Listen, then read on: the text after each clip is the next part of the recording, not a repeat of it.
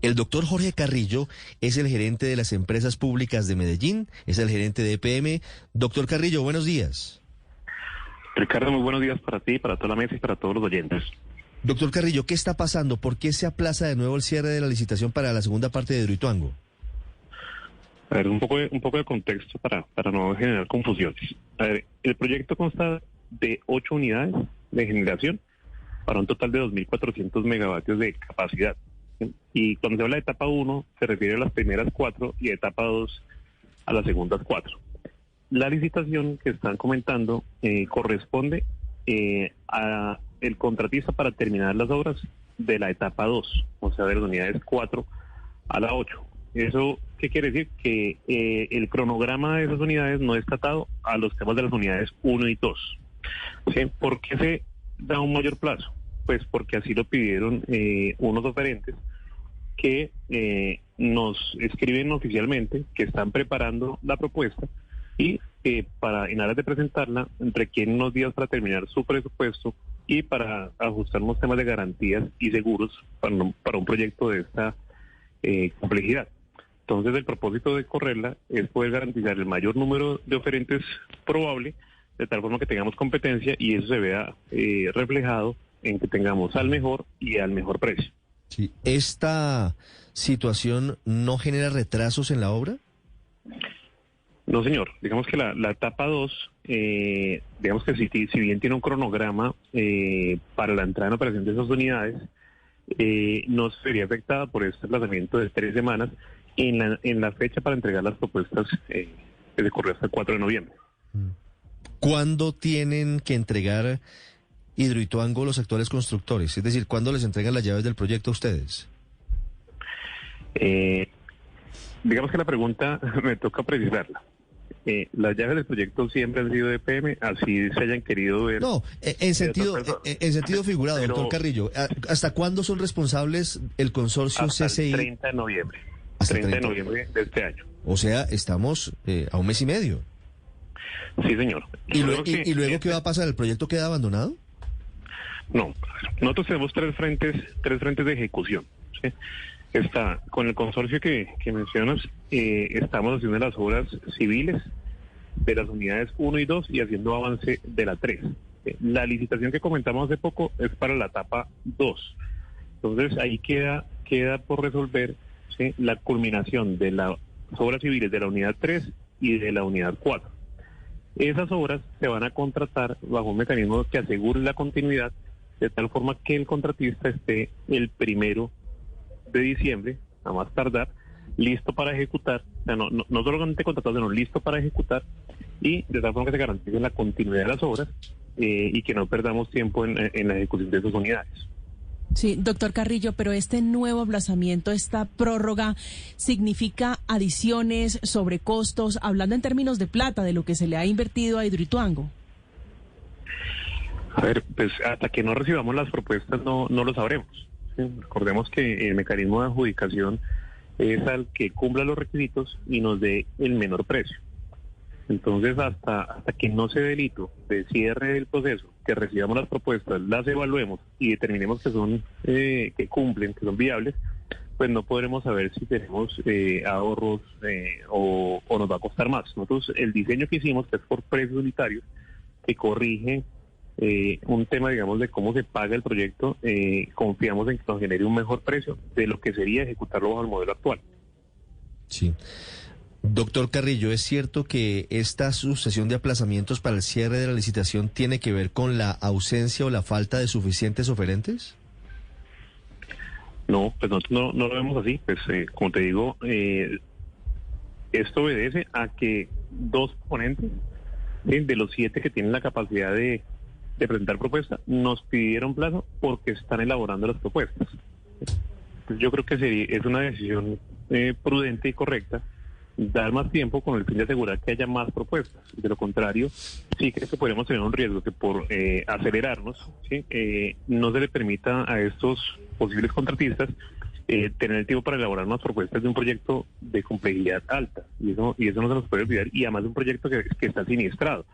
Entonces, por supuesto, entendemos, porque así nos lo han manifestado, que cuando ellos se aproximan a pedir una póliza, una garantía para su propuesta, pues que el mercado asegurador tenga más preguntas de las que tendría para hacer una vía en un municipio, algo así. Es un proyecto de alta complejidad que, por supuesto, exige conversaciones más largas y una preparación, digamos, donde los elementos de riesgo también son importantes. Estos proponentes han tenido la posibilidad de visitar el proyecto, de hacer preguntas, lo cual nos parece sano, ¿sí? Porque no van a llegar a descubrir qué es lo que hay que hacer, sino a proponer las mejores formas de ejecución al mejor precio posible.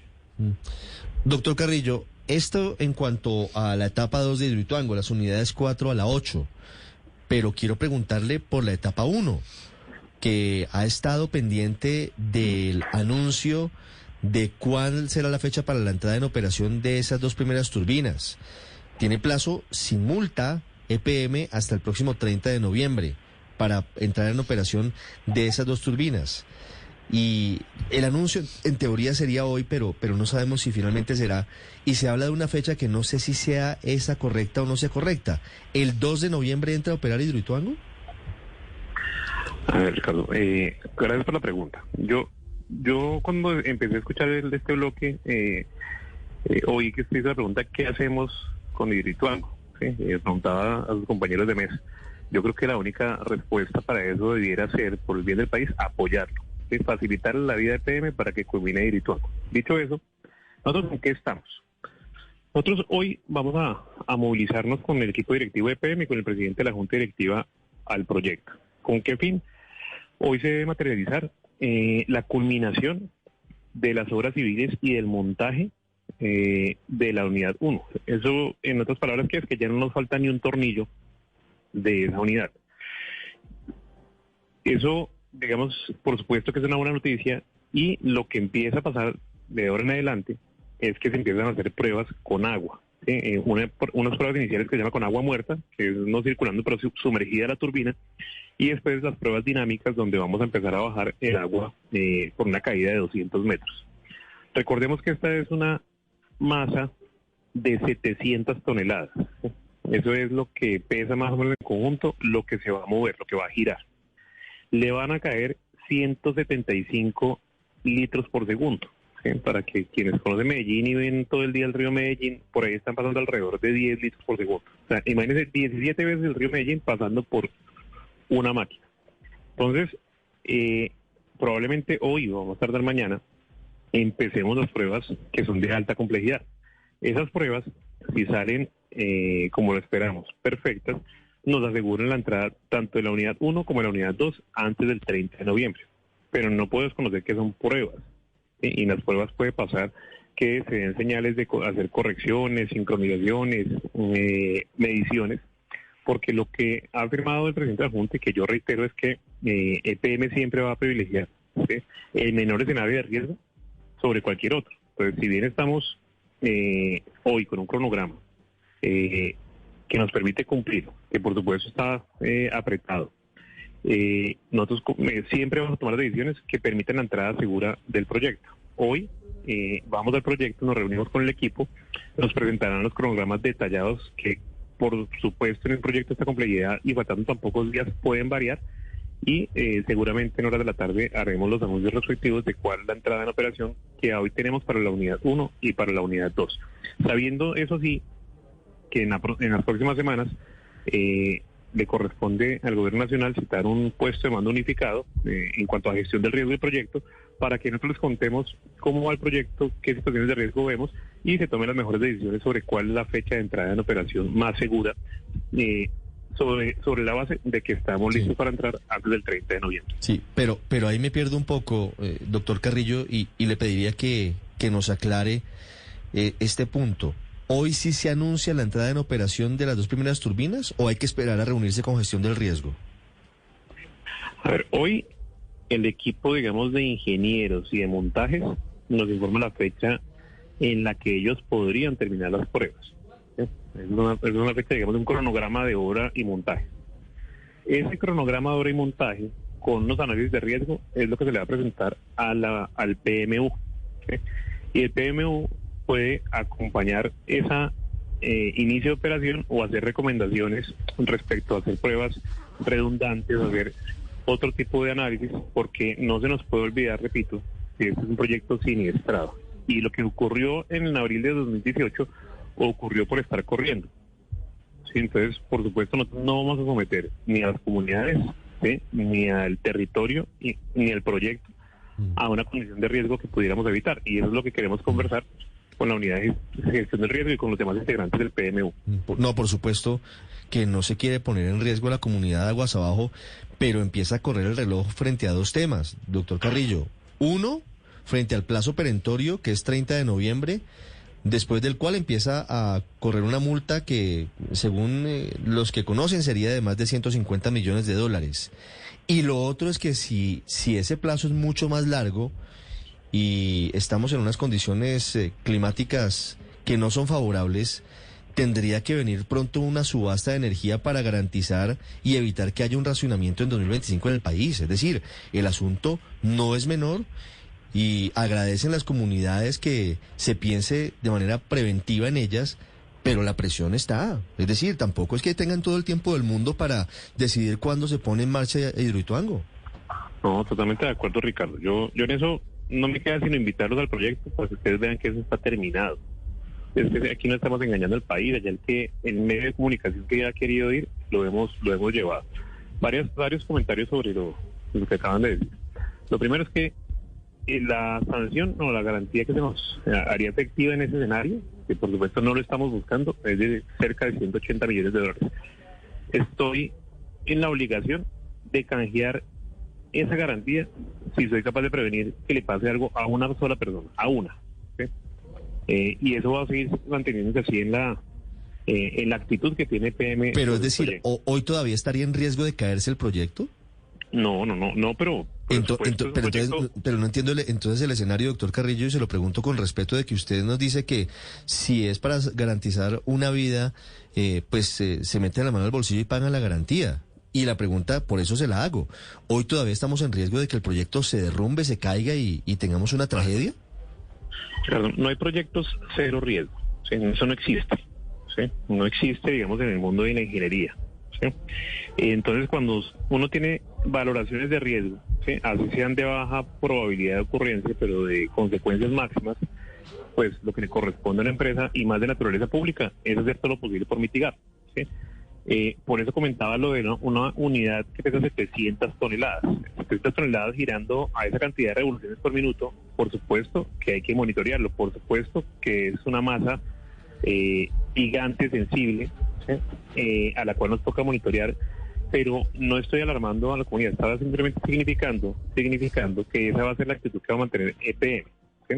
Ahora, sobre el tema energético, ¿sí? A ver, no, es por eso insisto en que ojalá pudieran visitar el proyecto. Es que nosotros, si nos corremos, puede ser no porque EPM o los ingenieros o los contratistas se demoraron, sino ya nos pasó que en un bloqueo que tuvimos la semana pasada, en una vía de acceso al proyecto, 2 días de bloqueo nos implicaron 5 días de retraso. Esas son situaciones que por supuesto no podemos prevenir todas, pero no estamos hablando en ningún escenario, en ninguno, de que el proyecto no vaya a entrar. O sea, el peor de los casos es que nos demoremos horas después del 30 de noviembre o algunos días, pero el país tiene que estar seguro de que la energía de Ituango, las unidades 1 y 2, va a entrar en el muy corto plazo. Entonces, este año va a haber energía de Ituango y eso no puede quedar en duda.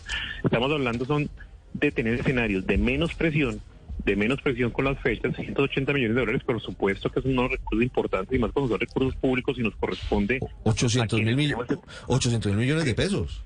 Claro, nos corresponde a quienes tenemos estas responsabilidades proteger el patrimonio público, pues por supuesto no los vamos a regalar ni queremos regalarlos. Eso no es una discusión, pero sí, no se nos puede olvidar la historia.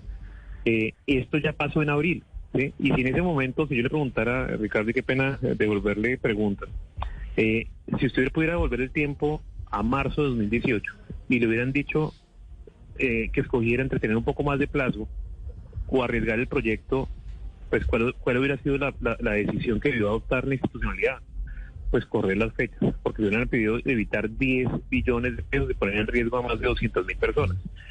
¿Sí? Ese yo creo que es un tema de gestión del riesgo, no de crisis del proyecto, que no es. Nosotros estamos listos para entrar antes del 30 de noviembre, pero es nuestra obligación mostrar a las autoridades cómo están los escenarios de riesgo de entrar en esos días, que como les digo, hoy precisaremos el cronograma en sitio y lo informaremos a la opinión pública. Doctor Carrillo, en cualquier caso, le entiendo, las 2 primeras unidades de Hidroituango entran a operar sí o sí antes del 31 de diciembre de 2022. Sí, incluso hoy, el reporte que yo tengo hoy es que las 2 turbinas entran antes del 30 de noviembre, hoy. Hoy. ¿La fecha es el 2 de noviembre? No, yo creo que yo oí también esa información, no corresponde a una información que hayamos dado. La información oficial de fechas probablemente salga hoy en la tarde después de la reunión con el equipo que está en campo. Y es decir, doctor Carrillo, estamos hablando de cuánto tiempo aproximadamente calculan ustedes durarían las pruebas. A ver, las pruebas, si nosotros tenemos digamos, culminado el montaje y las obras civiles de una unidad el día de hoy, ¿sí? Esas pruebas pueden salir en 20 días, ¿sí? Como tal, si todas salen perfectamente, ¿sí? Pues digamos que nosotros en la experiencia que tenemos después de haber hecho casi 35 centrales, pues no todas las pruebas salen perfectas. Estas son las unidades más grandes que se han instalado en Colombia. Sin embargo, tenemos a los mejores equipos, tenemos al fabricante de los equipos ayudándonos en estas pruebas, y yo creo que eso es una garantía junto a la experiencia de EPM que van a salir lo mejor posible, pero hay escenarios de complejidad que no podemos desconocer. Es Jorge Andrés Carrillo, el gerente de EPM, Empresas Públicas de Medellín, hablando de Hidroituango. Tiene hoy muchos temas pendientes, doctor Carrillo, y antes de que lo despida, porque sé que está en medio de muchas cosas, quiero preguntarle por lo que está ocurriendo con Afinia. ¿Finalmente mañana se hace el anuncio de la reducción de las tarifas de energía en Cartagena? Sí, a ver, el día de mañana es la fecha que tiene Afinia para publicar las tarifas que serán aplicadas en el siguiente mes, es decir, en noviembre. Desde el anuncio ya se realizó, en el sentido de que vamos a reducir de manera voluntaria la tarifa por kilovatio que está alrededor de 823 pesos a 799. Lo que ocurre mañana es precisamente para que eso no se quede en anuncios. Se publicará en medios de comunicación, en periódicos, para que todos los usuarios sepan cuál va a ser, digamos, el pago que tienen, pues, que harán respecto a un precio que se redujo en la costa. Sí. ¿Esta reducción es menor a la que anunció EPM? No. A ver, lo que pasa es que EPM, en los anuncios sobre el Pacto por la Justicia Tarifaria que impulsó el Ministerio de Minas y el gobierno, hizo una contribución que yo sí, pues, la tengo que resaltar porque es gigante. ¿Es del 8%? Nosotros, hasta el 8.7% sí. Para los mercados más necesitados, donde por supuesto está la costa. Eso nos costó, pues nos va a costar alrededor de 340 mil millones en un año, ¿sí? En el primer año de aplicación. Eso, por supuesto, que beneficia a aquellos territorios donde en su mayoría hay estratos unidos o el costo de la energía está alto, que es donde quisimos enfocar esta reducción del costo de la energía. Eso va a cambiar esa tendencia que había en la costa de que la tarifa fuera subiendo, ¿sí? Eso lo hizo el grupo EPM del negocio de generación. Lo que ocurre a partir de noviembre es que Afinia, que es del grupo EPM, ya redujo el precio final al usuario a 799 pesos. O sea, la tarifa deja de subir por primera vez y empieza a bajar, ¿sí? Y yo creo que eso, si bien aún faltan medidas estructurales que deben acompañarse desde el Estado, los usuarios y la empresa, creemos que es un paso en la dirección correcta para evitar, pues, ese malestar que tienen los usuarios de la costa, que lastimosamente pues están recibiendo todos los impactos macroeconómicos, regulatorios y el nivel de inversiones que requiere un territorio que, pues, por supuesto, tiene una infraestructura obsoleta y no ha podido, digamos, generar condiciones como las que pueden tener en Bogotá o en Medellín el resto de usuarios. Sí. Vanessa, en Barranquilla, preguntas de la gente de Cartagena. Usted está en Barranquilla, pero la gente de Afinia está en Cartagena, está en Sincelejo, está en Montería y está en algunos municipios del Cesar. Sí, Ricardo, precisamente le quería consultar al gerente de EPM, en este caso, si estas disminuciones anunciadas las van a sostener hasta el 2023 o si por ahora solo van para noviembre y diciembre. A ver, nosotros lo que hemos planteado, ¿sí? A ver, es que me toca recordar una cosa. Recordemos que Afinia llegó hace 2 años a la costa, ¿sí? Y llegó como una solución y no a ser un problema, ¿sí? Y allá nosotros como grupo hicimos una apuesta que tiene mucho enfoque social y de nuestra naturaleza pública, y es que decidimos meternos porque entendíamos que la costa merecía una solución que contara con las capacidades de EPM, pero no lo hicimos desde el punto de vista de rentabilidad. O sea, quienes están pensando que EPM y Afinia nos estamos enriqueciendo en la costa, eso no es cierto. Muestra de eso es que nosotros, para aliviar la tarifa al usuario, llevamos aplicando una tarifa menor desde hace un tiempo que nos aplaza ingresos por el orden de 1.5 billones de pesos al año. Eso ya lo estamos haciendo. Hoy la tarifa en Afinia, si no hubiéramos hecho eso, sería alrededor de 900 pesos. Y son esfuerzos que hemos hecho desde hace más de un año. Esta medida aplica para estos meses del año porque acordamos con el gobierno nacional 2 cosas. Uno, mirar una solución estructural para la costa que permita aliviar en el corto, mediano y largo plazo los temas tarifarios, pero sin sacrificar la calidad del servicio, que es una conversación que está ausente en todo esto. No se nos puede olvidar que el esfuerzo que han hecho muchas empresas es reduzcan sus ingresos, pero nunca se nos ha permitido ni se ha planteado que vamos a reducir las inversiones ni que vamos a disminuir la calidad del servicio. Entonces, mantener ese equilibrio es complejo en un mercado deficitario como lo es Afinia. Entonces, lo que aspiramos es que en noviembre y diciembre podamos hacer las mesas para poder anunciar medidas estructurales que sean para todo el 2023 y en adelante. Sí. Una de esas medidas ya fue acordada con el presidente Petro, en el sentido de que EPM va a aportar 150.000 millones de pesos para hacer soluciones individuales de paneles solares para los usuarios digamos, con más necesidades en los territorios de Afinia. Esto nos permitiría cubrir de 15.000 a 20.000 viviendas, que con este tipo de inversiones lo que va a pasar es que una vez esté instalado, ese usuario, su factura se va a reducir a la mitad. Entonces es un primer paso de cosas que queremos mostrar que se pueden hacer masivamente, soportado en el grupo EPM, y que siempre van a estar orientadas a generarle beneficios al usuario. Pero aquí nos toca sumarnos todos. Esto no es un tema solamente de Afinia, de EPM. Aquí el Estado tiene que hacer los aportes, los usuarios, por supuesto, pues nosotros estamos trabajando para ellos, pero también entendemos que nos tienen que ayudar a mejorar los indicadores de recaudo. Nosotros mejoraremos, por supuesto, en el servicio del compromiso que tenemos, pero esto es un todos ponen para que nos vaya bien a todos. 7:17, me escriben mucho desde Santa Marta, Padre Linero, y quiero preguntarle para finalizar, doctor Carrillo, ¿cómo será la función de agente especial de intervención en las empresas de servicios públicos de Santa Marta? Gracias, Ricardo. A ver, Santa Marta, yo creo que todo el mundo conoce que su situación en términos de acueducto alcantarillado pues es crítica. Es muy difícil, es crítica, sí, claro. No hay agua suficiente y por cada calle que pasa uno ve aguas negras circulando. Nosotros no estamos comprando ni esta es una filial nuestra. Nosotros lo que nos ha pedido el gobierno nacional a través de la Superintendencia de Servicios Públicos es que en ese mecanismo de intervención que ya hizo la superintendencia, EPM sea quien administre la empresa.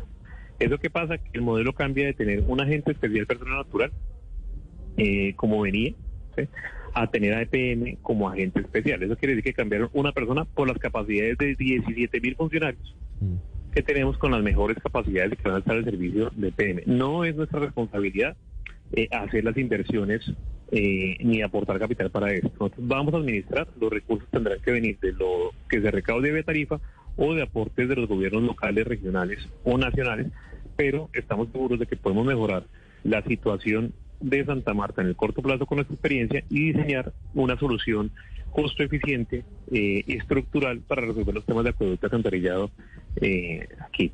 Y nosotros no queremos apropiarnos de la empresa, incluso uno de los objetivos que tenemos es ayudarla a superar las causales de intervención para que sea devuelta a sus propietarios en el menor tiempo posible. Las 7:19 es Jorge Andrés Carrillo, gerente de las empresas públicas de Medellín, que hoy tienen muchas noticias que nos tocan a todos los colombianos. Doctor Carrillo, muchas gracias y estamos pendientes de ustedes esta tarde en Hidroituango. Claro que sí, Ricardo, muchas gracias a ustedes.